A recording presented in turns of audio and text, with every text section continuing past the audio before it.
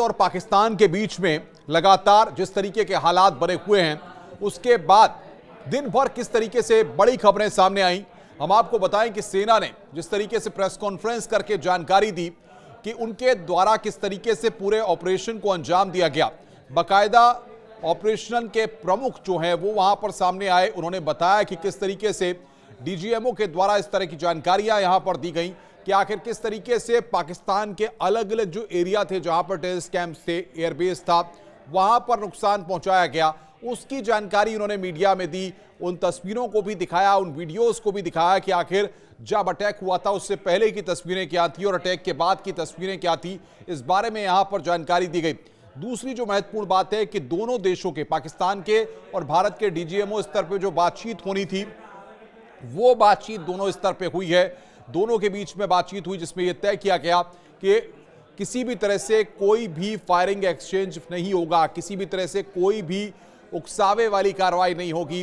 जो जवान सीमा पर हैं उनको पीछे किया जाएगा, यानी कि जो संख्या उनकी है वो बहुत आयत में संख्या जो लगाई गई थी उसको वहां पर कम किया जाएगा और किसी भी तरह से दोनों देशों के बीच में तनाव नहीं होगा और आगे भी ये बातचीत जारी रहेगी। इसके साथ साथ प्रधानमंत्री नरेंद्र मोदी ने राष्ट्र के नाम पर संबोधित किया।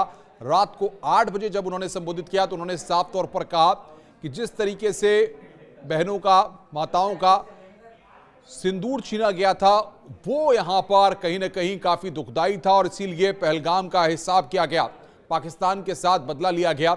उन्होंने साफ तौर पर कहा कि टेरर और टॉक दोनों साथ नहीं चल सकती, टेरर और ट्रेड दोनों साथ नहीं चल सकते। इस बात को लेकर उन्होंने पाकिस्तान पर निशाना साधा है।